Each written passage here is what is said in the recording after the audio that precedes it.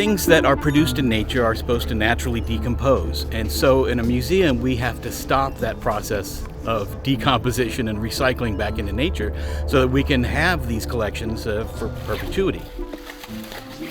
What we're doing today is a pretty big step ahead to try to get all of our natural history collections frozen for 1 month. The idea is that we might freeze and kill any potential insects that would damage our collections. Take a look here. This is why we're close up. This is why we're doing this. What you can see here are the molts, the little shedded exoskeletons from some of the beetles that were feeding on the skin of this animal. And the powder is called the frass, which are basically the droppings, the little powdery droppings made by these insects. So in order to conserve the material and to get it frozen, we have to pack everything beforehand. All right. So now I'm going to slide the whole thing forward a little bit. Okay. And different types of specimens require different types of packaging. So for example, rocks and fossils, we really don't have any types of insects that would damage those. They're not really going to be an issue. But if we have wool or feathers or hair, bone, each one of those has its own challenges. So the items will have to be packed in different ways. They'll have to be stored in different ways. There'll be different treatments once we get them out of the freezing process.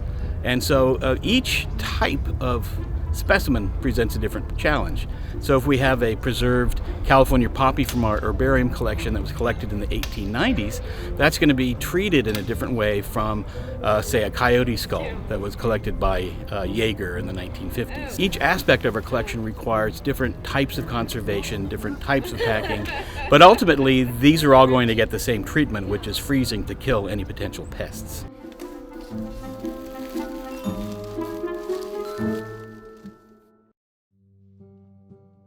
So the overall goal of this project is to take a comprehensive look at all of our collections, the way they're stored, stewarded, and documented, and to begin to apply best practices in all areas. It's long since been considered a best practice to store collections above grade, definitely not in a basement in a building in a floodplain.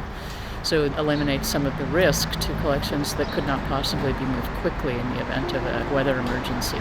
So that's one of the reasons why we're removing collections from the basement of the building where they've been so long. We now have an off-site collection storage facility that's climate controlled to the full, which the current building is not. Our goal with the renovation, of course, is to bring the environmental standards up in the building, but of course we still will not be able to store collections in the basement.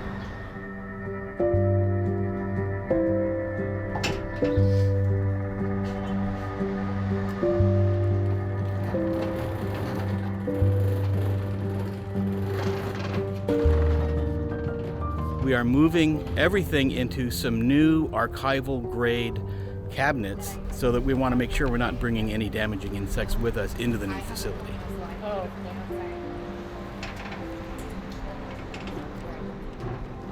The Natural History Collection contains quite a wide diversity of different types of natural organisms. So we have entomology, our insect collection, shells, skins, skulls, birds, feathers. We have an herbarium, which are over 10,000 plant specimens. Well, here we are at the museum's collection storage space. I'm going to show you our herbarium room, also where we're going to be housing some of our natural history collections. We've been freezing the collections, the natural history collections, and then after it's frozen, we've been bringing it back here to this room. We've got all new cabinetry. Originally, the ones at the museum were all housed in wood cabinets, which isn't ideal. There's off-gassing, there's pest infestations with when you're dealing with wood and organic matter. So we've got these wonderful metal cabinets that are specifically made just for housing herbarium specimens. So an herbarium is basically just a collection of plants, just like a library has books. This is a typical way that these pressed, dry-mounted specimens are housed. It's kind of the way it's been done for hundreds of years, actually. And as you can see, each plant is carefully pressed and mounted on archival paper to help preserve it for long term. So a lot of these collections are from the 1920s, 1960s. and represent about 11 counties in California. So.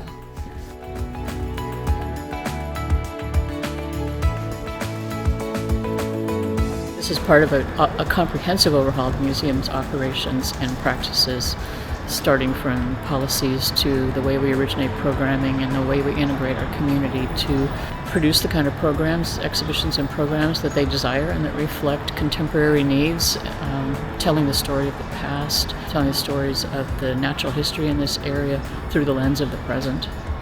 And the standards that the museum field has developed over the years for collections care have steadily risen, and it becomes harder and harder and more labor intensive to meet those standards. But we nevertheless are going to start taking the first steps down that path. When with a collection of as many as 200,000 objects and specimens, it will take some time.